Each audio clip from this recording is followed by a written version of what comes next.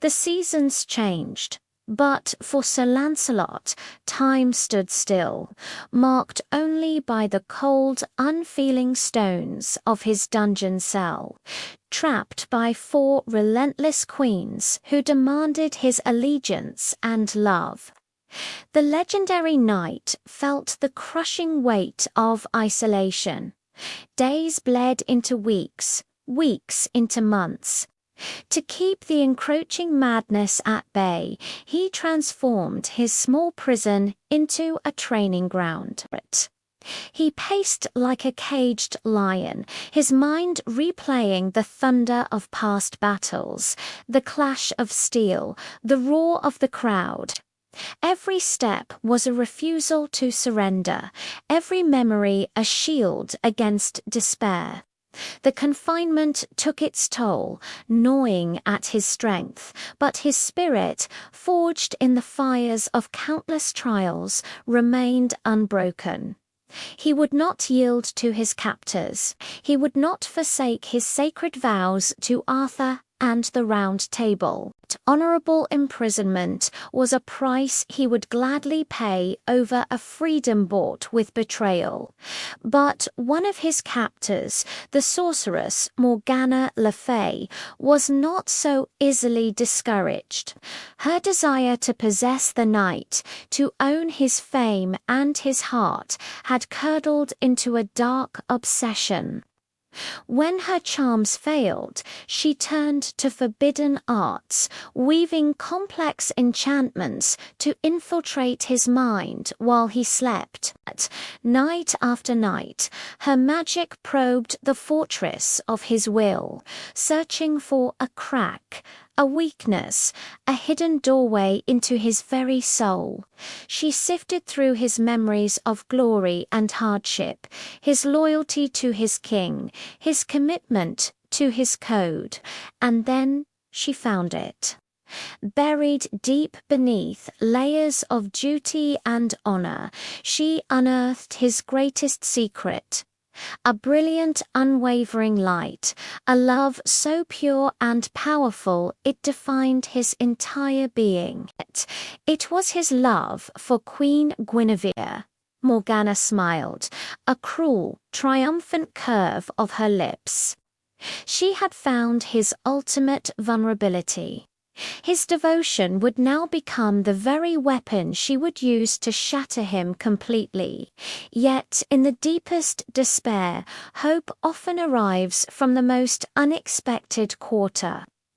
A young lady-in-waiting, named Eloise, had long watched Lancelot's unjust captivity with a quiet, simmering reverence. She had grown up on tales of his courage and nobility, and the sight of this legend brought low by the petty jealousies of her mistresses appalled her. Moved by his resilience and horrified by the injustice, she decided to risk everything. Eloise was not a warrior, but she possessed a sharp wit and a cartographer's knowledge of the castle's ancient, twisting architecture. One night, under the cloak of a new moon, she crept into his cell. She presented Lancelot with a stolen key and an enchanted mantle, a garment woven with shadows, designed to render the wearer nearly invisible in the gloom. Lancelot was wary at first, his senses honed by years of intrigue, but he saw the sincerity in her eyes, the courage in her trembling hands. This was no trick, this was a lifeline. Guided by the brave maiden, they moved like ghosts through the sleeping castle. They slipped past slumbering sentries, whose dreams were untroubled by the spectres in their midst. They navigated secret tunnels and forgotten stairways, passages so old that even Morgana's pervasive magic had overlooked them. The air grew fresher, the darkness less oppressive, until finally they emerged into the crisp, star-filled night. Freedom. The air had never tasted so sweet. Lancelot was overwhelmed with a gratitude so profound it left him speechless for a moment. He turned to Eloise, his voice thick with emotion, and asked how he could ever repay such a life-altering debt. He offered her gold, protection, anything she desired. Eloise, however, asked for only one thing. Her father, the noble King Bagdemagus, was in peril. She asked Lancelot to travel to his kingdom and stand as his protector, his champion. Without a moment's hesitation, Lancelot agreed. He journeyed to the king's realm, a land of rolling green hills and prosperous towns, but one overshadowed by conflict. He found a righteous ruler whose crown was being threatened by ambitious rivals, powerful lords who sought to usurp his throne through force. King Bagdemagus welcomed the renowned knight with the highest honors, his court buzzing with the news of Lancelot's arrival. The timing was providential. The king was set to defend his sovereignty and his lands in a grand tournament, a trial by combat, where the fate of his kingdom would be decided. Seeing a clear path to fulfill his promise to Eloise, Lancelot stepped forward and offered his sword in the king's service. The king, overjoyed, accepted, announcing that the greatest knight in the world would be his champion. A wave of renewed hope swept through the court. On the day of the tournament, the air crackled with tension. The stands were filled with lords and ladies, their colourful banners snapping in the breeze. But as Lancelot entered the lists, a hush fell over the crowd. The mere mention of his name had already sent a tremor of fear through the gathered challengers, but the sight of him was something else entirely. Clad in polished steel that seemed to radiate an invincible light, he was the very image of knightly perfection. He moved with a grace that belied his power, his focus absolute.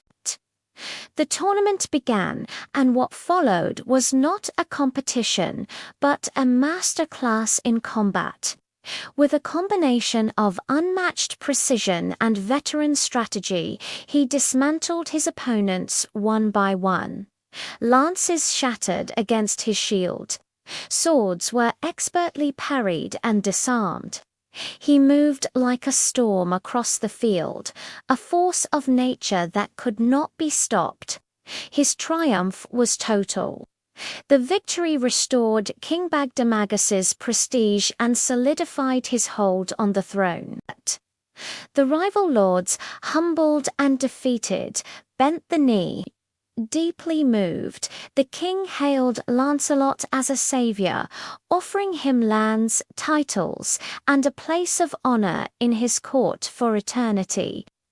But Lancelot, ever humble, simply replied that he had done his duty as a knight and, more importantly, he had kept his word to a friend. He had repaid the debt he owed to the courageous Eloise. His promise fulfilled, he felt the pull of the road once more, the call of Camelot and his king. With the blessings of a grateful monarch, he departed, his heart lighter than it had been in months.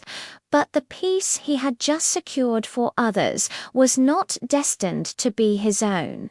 As he travelled onward, a wandering knight, his face grim with urgency, crossed his path. The knight carried a devastating report from the heart of the kingdom. Queen Guinevere had been abducted. The news struck Lancelot with the force of a physical blow.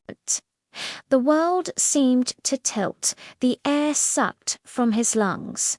Guinevere taken. The name echoed in the deepest chamber of his heart.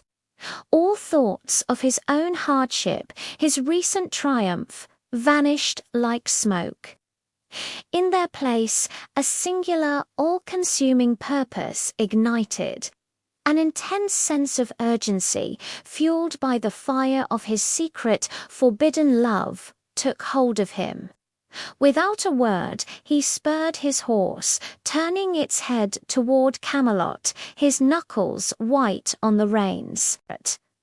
The mission to recover the queen was now his only reason for being. The world could burn, kingdoms could fall, but he would not rest. He was prepared to challenge any power on earth or in the heavens to bring her home. The greatest knight of the realm was now on the warpath, and woe betide any who stood in his way. Thank you for watching. If you enjoyed this tale of honor and heroism, don't forget to like, subscribe, and hit the notification bell for more legends from the Age of Chivalry.